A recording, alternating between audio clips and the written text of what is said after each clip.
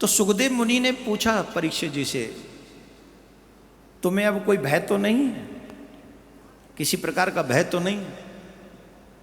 तो वो बोले, अब भय किस बात का, मुझे तो मरना ही है, आज 7वां दिन है, मुझे मरना ही है, अब मुझे भय किस बात का? और सुखदेव जी बोले, अच्छा अच्छा रुक रुक रुक, अब एक चीज और रह गई, वो सुन। मतलब अभी भी मृत्यु का भय तो है ही, रुक एक बात सुन। एक राजा की कहानी सुन ले और फिर पूरी करता हूं। बोले सुनाओ। बोले एक राजा थे, शिकार खेलने के लिए जंगल में गए, मंत्री संतरी सब पीछे छूट गए उनके, वो अकेले घुस गए जंगल में शिकार के पीछा करते करते, क्योंकि राजाओं का घोड़ा थोड़ा तेज गति से दौड़ता था। अंदर चले गए।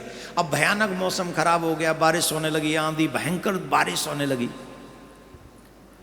अब वो जंगल में ढूंढे कि मैं रात कहां काटूं, वर्षा से कैसे बचूं। तो एक छोटी सी झोंपड़ी थी वहां, बहुत छोटी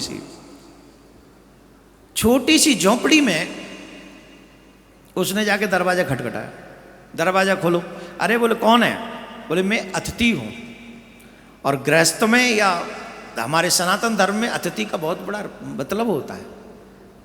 मैं अतिथि हूं और बारिश होने के कारण मैं बहुत दुखी हूं, इसलिए मैं चाहता हूं कि आज रात अपना सर यहां छिपा लूं।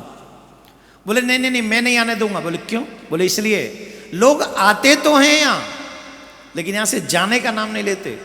अच्छा, उस कोठरी में से बहुत स्मेल आ रही थी, गंदी स्मेल। बोले मेरा अगर ये बारिश न हो रही होती तो मैं खड़ा नहीं होता, मैं महलों में रहने वाला आदमी हूं, मैं यहां काहे को रखूंगा, मैं तो चला जाऊंगा वापस। बोले पहले सच्ची सच्ची बोलो, वापस चले जाओ। बोले पक्का चला जाऊंगा। बोले ठीक है आ जाओ। उसमें रहने की एक ही की जगह थी, तो वो खुद बाहर चले गए अतिथि सेवा करने के लिए, इनको अंदर डाल दिया कि आप अंदर रहो। अंदर इतनी गंदगी थी, कहीं मल पड़ा था, कहीं मूत्र पड़ा था, कहीं पीव पड़ा था, कहीं बहुत अजीब हाल था। वो सोच रहा था ये व्यक्ति यहां रह कैसे रहा है, पर मुझे भी तो रहना ही होगा एक रात। रुक गया। सिर्फ बैठने भर की जगह थी, लेट भी नहीं सकता था। धीरे धीरे रात कट गई। सुबह हुआ, बाहर से दरवाजा नॉक किया, hello excuse me, are you there, कोई है? बोले हाँ हाँ है, बताओ। बोले निकलो बाहर। काहे को? अरे मेरी जगह है ये। बोले हाँ होगी तुम्हारी, अब मैं यहां से निकलने वाला नहीं। अरे तुम तो कह रहे थे महलों में रहने वाले हो, तुम झोंपड़ी छोड़ दोगे? बोले नहीं नहीं नहीं, अब मुझे ये जगह पसंद आ गई, अब मैं यहीं रहूंगा, मुझे कोई महल वहल में नहीं जाना। अरे तुम झूठ बोल रहे हो। बोले नहीं, मैं अब यहीं रहूंगा। सुखदेव मुनि ने पूछा, राजा बता, उस राजा ने अच्छा किया है बुरा किया? बोले बहुत बुरा किया। पर महाराज मुझे एक बात बताओ, वो मूर्ख राजा था कौन? बोले तू। मैं? बोले हाँ तू। तू जिसको कह रहा है कि आज मैं मर जाऊंगा, उस शरीर को ही तो कह रहा है तू। बोले हाँ, ये शरीर ही तो कोठरी है, इसके अंदर झांक के देख क्या है।